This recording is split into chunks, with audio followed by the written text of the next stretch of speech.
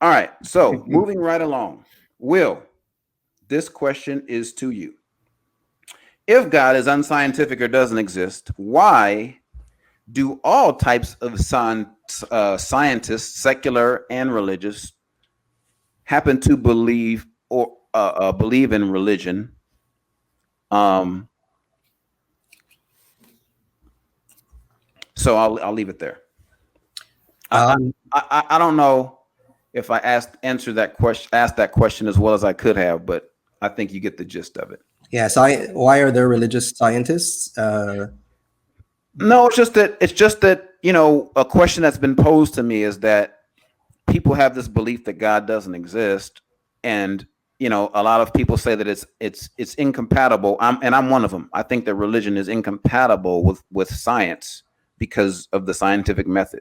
But it's been posed to me the question that, well, if that's the case, if God doesn't exist, if it's unscientific, then why are there all these scientists, that people that are, in the fields of study, in the fields of science, that practice the scientific method, that still believe in God? I hope um, that helps. I hope that clears it up. yeah, they are human, right? As humans, I didn't know you studied some psychology. I've been reading a lot of psychology, social psychology stuff in the last 4 years. Yeah. Uh, but the need to please the in group, the need to belong to an in group is absolutely, it's almost hardwired in us as human beings. So, and this is it, regardless of any type of facts that may come along. Let me explain that better. So, let's just say I'm a scientist, and you're right, scientific method. I'm cracking the codes of string theory or astrophysics, uh, learning more and more about science using the scientific method. Mm-hmm. All super sciency, and as you say, if religion and science are incompatible, then the more I'm going into science, it would make sense that you'd be going more and more away from religion if what you say is true. Mm-hmm. So I easily see how that won't happen in a lot of people, scientists, because scientists are human. So from an early age, we're indoctrinated into what our parents believe, right? We these core beliefs are built when we're very young, and they're protected at all costs by our reptilian parts of our brain, our amygdala. So if these scientists were kids, right? They grew up in normal households a lot of times, and a good portion of them, I would say most of them, grew up religious. So even though you're a scientist, even though you're cracking the codes of string theory, this core belief is still there, and it it takes a lot to change that core belief or to give up part of that core belief. And you cannot expect, just because you're cracking codes of string theory means that that this scientist is going to give up his or her core belief. It really is that hard to do. So when you confront a core belief with facts and science, we would think should rule the day, but a lot of times it doesn't, and it doesn't because we're humans.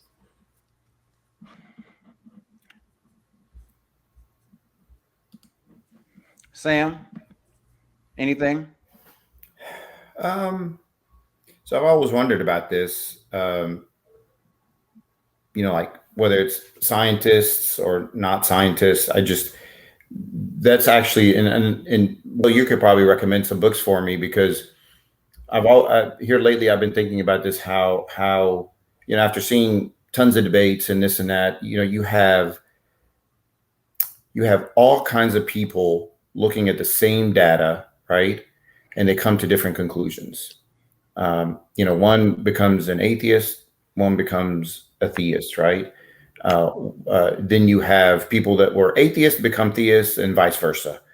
Um, and you have all kinds of intellectual levels, social levels, um, economic levels, right? They're all on both sides, and few crisscross, and they're all looking at the same data.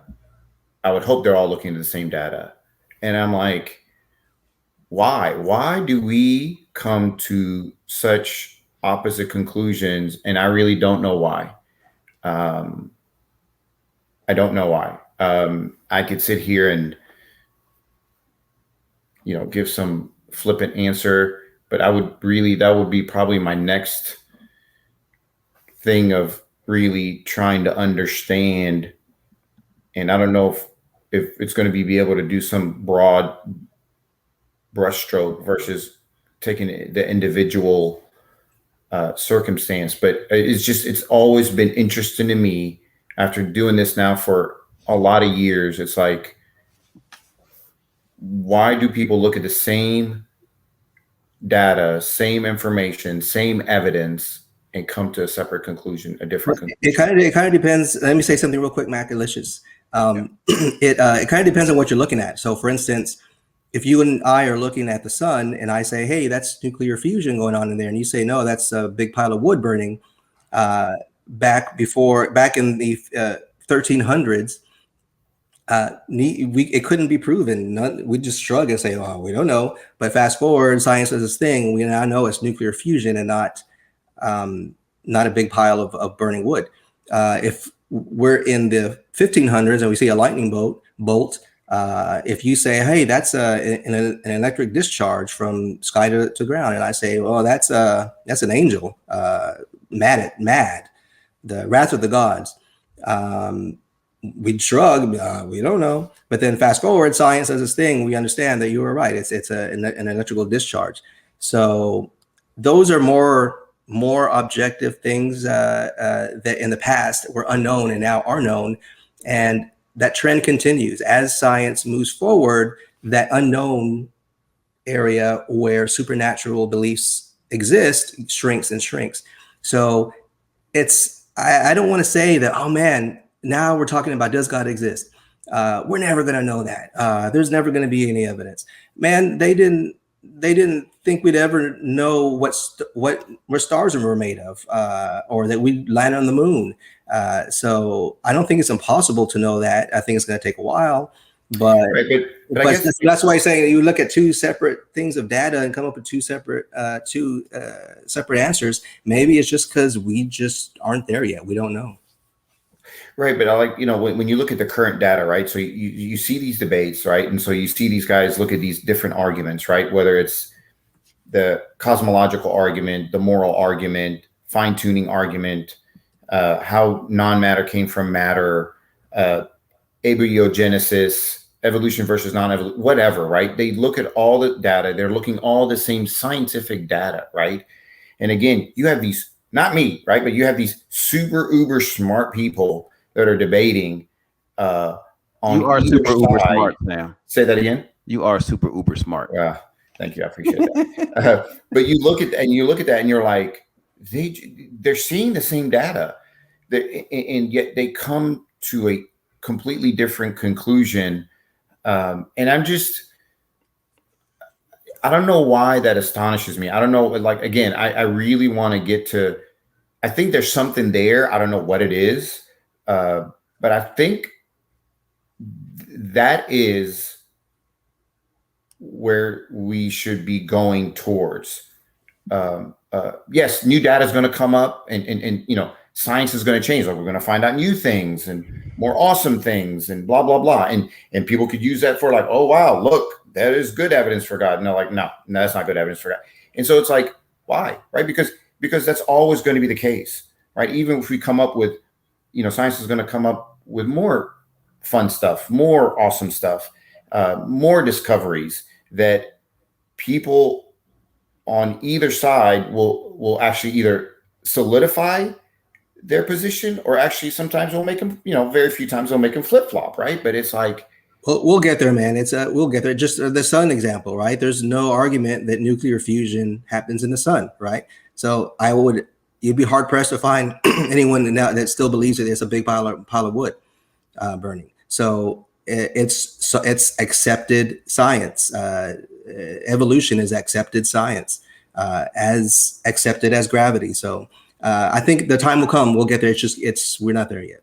So, and I'm comfortable saying I don't know. I just do not know. I don't have the evidence. So I'm agnostic, like my friend Makalaka. Well, gentlemen, I had some other questions, but in the interest of time, we're going to forego those because you guys have been so gracious to come on here and kind of expose yourselves and put yourselves out there. And I really super appreciate it, man. You guys don't know how much. And I have so much respect for both you dudes, man. Now, the questions that I had left over were related to health and healthcare system, and I would love to have you two dudes back so we can chop it up about those topics, because both you guys have fantastic commitment to health and healthcare and ideas that I think the public would benefit from. And if you guys kind of let me or permit me to invite you guys back to talk about those things, it would be awesome.